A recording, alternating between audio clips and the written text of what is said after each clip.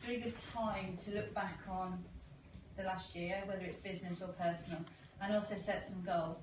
How many of you actually set goals at the start of the year? And how many of you reviewed last year before doing that? You don't need me to speak then. But I did bring a backup, and that's paper aeroplanes. So if anybody wants to make some paper aeroplanes while I speak, feel free. Gary's got a book as well, so you can pass them down. I went to a conference this weekend, and there was an amazing inspirational speaker there called Andy Cope, who wrote The Art of Being Brilliant. And he informed us there on stage that the average person has roughly 4,000 weeks to live. Yes, I was sat there frantically with a calculator trying to work out exactly how many years that was. But I figured out I'm just under halfway there. So it kind of got me thinking a bit about people's happiness and the goal setting. Because sometimes when I mention goal setting, people go, oh, no, I can't do it, or I don't want to fail. They see it as they're setting themselves up to fail. And I think it's a brilliant way for people to recognise their achievements and their successes rather than what they didn't achieve. So how many weeks have you got left to achieve what you want to achieve? And I've done this for decades before, and I used to use it all the time, but when you said weeks, it kind of hits home a bit quicker, I think, and it makes you all think about how much time you have actually got left to achieve your goals. So I've never done any goal setting until I set up my business 5 years ago. Quite a few of you in the room know me. I'm co-director of Networking Mummies, and I also run a Usborne Books business. I've never done any goal setting until I started my business, and I had a business coach, and she said, well, what do you want? I said, well, actually, I'd just like to make a bit of a success out of it and stay at home with the children. And she said, that's not a goal. So she taught me through goal setting, and I have to admit, to start with, I thought it was a load of wafty old nonsense. I'll use the clean term. But the more and more I got into it, and the more I saw it working, the more I thought, actually, I really like this. So I started to study, and I started to look at it some more, and really develop myself and my business using goal setting. Did it work? Well, when I signed up to Networking Mummies, there was 3 branches, and Laura will openly admit she'd never done any goal setting in her life.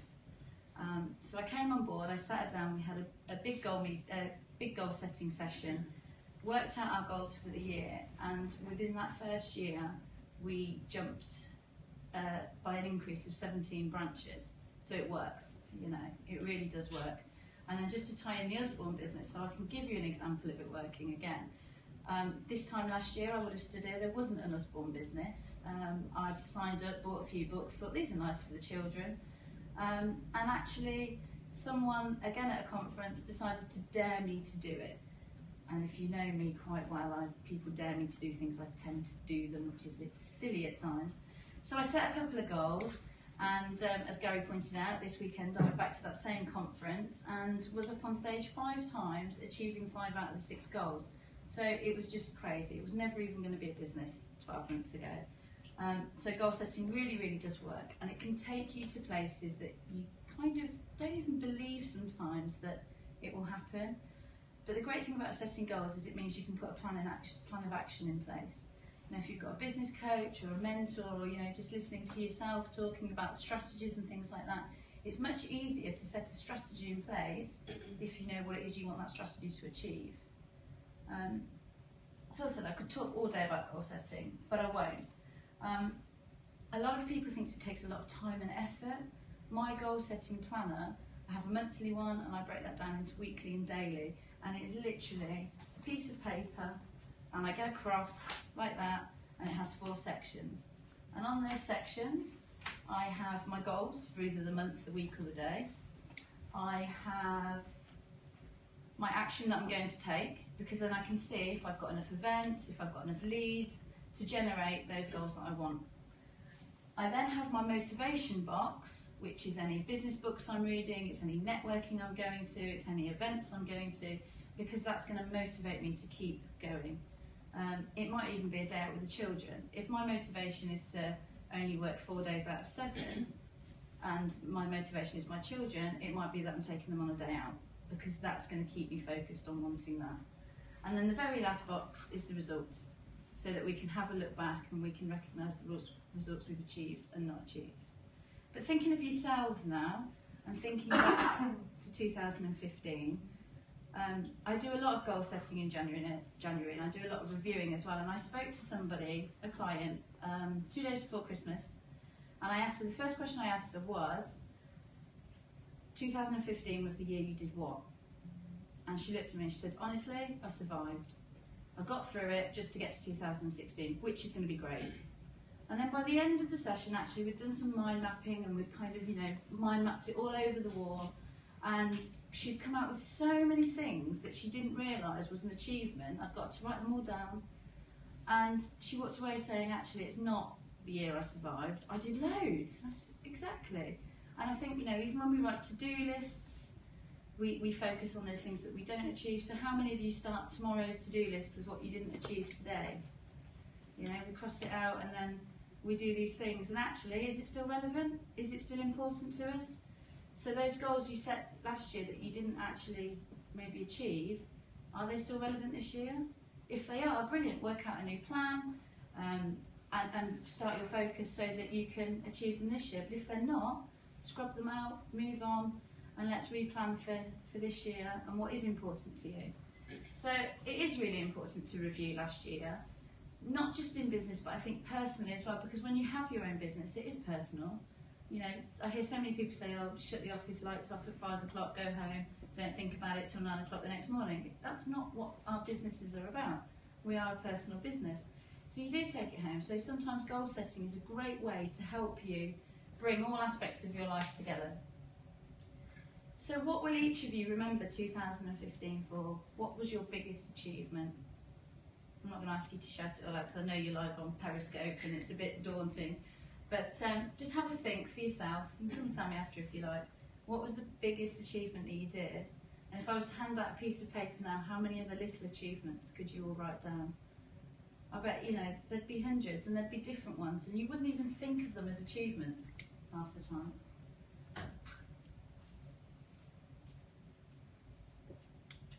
So instead of writing endless to-do lists, because there's quite a lot of women in the room, and if you're anything like me, there's always a to-do list, and there's a list for the to-do list and something else. Once you start crossing them off, I want you to create a new list, and that's a to-do list. And I find it really, really simple, that it gets you focusing on the positives and the things that you have achieved for the day, rather than the things that you don't achieve. So every time you've achieved something, write it down. And I guarantee you, by the end of the day, your to-do list will be bigger than that to-do list. And the to-do list doesn't seem as daunting, it doesn't seem as important, and it gives you actually a set focus that you can review, not just your year, but your month, your week, even just your day. And you can plan ahead and grow your business that way. I think it's really key to celebrate your successes.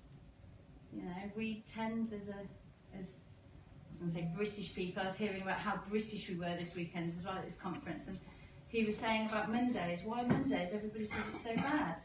And he says, we'll be trained at 5 years old to learn that Mondays are awful and we all walk to work like this, yet Fridays is party day. And I think, goals and planning is a great way to kind of snap out of that, and recognising your successes and those that you achieve is actually a really big important part of that. We all come together, we network. How many of us are telling others that are here today about our successes in our business? We have some great conversations, but sometimes we see it shouting our successes as being, big-headed and things like that. And that's going to tie me on nicely, just a little plug, to the Networking Mummies Awards, which are now open. So if you do feel like you have got a success this year, please enter them. Please shout about your business, because that's what they're there for. They're there to recognise you. And if it's not our awards, then enter some other awards, because what it can do for your business, in terms of reach, in terms of having something to talk about on Facebook and social media and all those other things, and getting the recognition that you guys deserve, is brilliant. It really is. Like I said, I could stand here all day and talk about goal setting, but is there anything specific that anybody wants to ask or anybody wants to talk about? Because I think opening it up to the room, like you said, it's such a small group that we can... I have a question. I know I just didn't speak, but when you've got like a really young member of staff who's not very good internally at setting their own goals, you sometimes feel like you're really almost dictating their goals too much. You want them to try and take ownership, but it's not something they've learned yet through their career. Just tips around how to help them start to set their own goals more effectively without, dictating it too much? So the biggest thing for me, why are they doing that position? Why are they in that role? What's in it for them? What are they doing with their income? What is it? Where do they want to be? Where do they want to go? Asking really open questions, and it's okay to be silent. Because I think, again, when you're in that room, you almost want to fill that void. Giving them the chance to speak works really well. So again, I was working with a younger client in my team, actually, for my husband.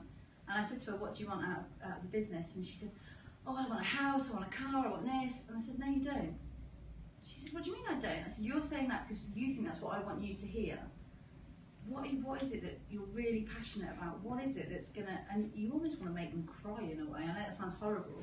But if it's pulling on their heartstrings, then they'll work for it. And then they'll set their goals to achieve it. Whereas if they don't really know why they're doing it, same with all of us. If I didn't know why I was going to join... Well, I did. I was going to get cheap books for the kids. It was never about why I was going to do anything. Now it's about getting free books into school, because that whole ethos thing is brilliant. And I can really resonate with that, having young children. So it's finding what they're passionate about. And you kind of have to do a bit of digging, but by asking open questions, definitely you can get to the bottom of it.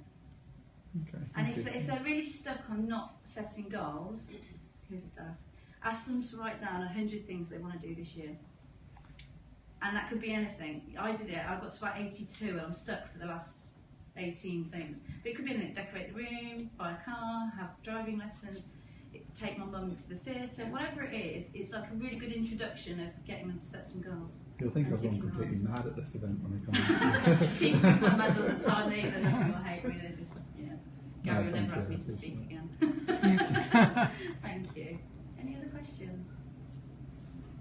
It's not really a question, just an ask. Can you, Pause again. Yes. So, get a big piece of paper, cut it into 4, and you have your... This is every day? What I tend to do is I do a monthly plan, so I know what my monthly goals are, or you could do a yearly plan, it's up to you. And it literally takes 2 or 3 minutes once you get used to it. And then from that, you can break it down into weekly, because there's roughly 4 weeks in a month, so you've got monthly, weekly goals. And on that, I put the goals for the month. I have, what did I say I called it? The action goals. So what action are you going to take? How many clients are you going to ring a day? How many events are you going to? What networking are you doing? All those sorts of things. How many wedding fairs, for you, are you going to? How many clients are you going to speak to? How many flyers are you going to drop? All those sorts of things. That way you can have a look. Is that action going to? Is it in line with my goals? Do I need to up it? Can I decrease it? Things like that. Then the third one is motivation. So what's motivating you to do it? Are you coming to a networking event like this? Because these things always really motivate me. Are you reading a business book? Are you doing a training course? Are you having a team meeting? All those sort of things that keep you motivated. And then the final one is results. So what results did that week or month bring? It's okay. Anybody else? I don't know if that was 10 minutes. I didn't time it. But it's fine.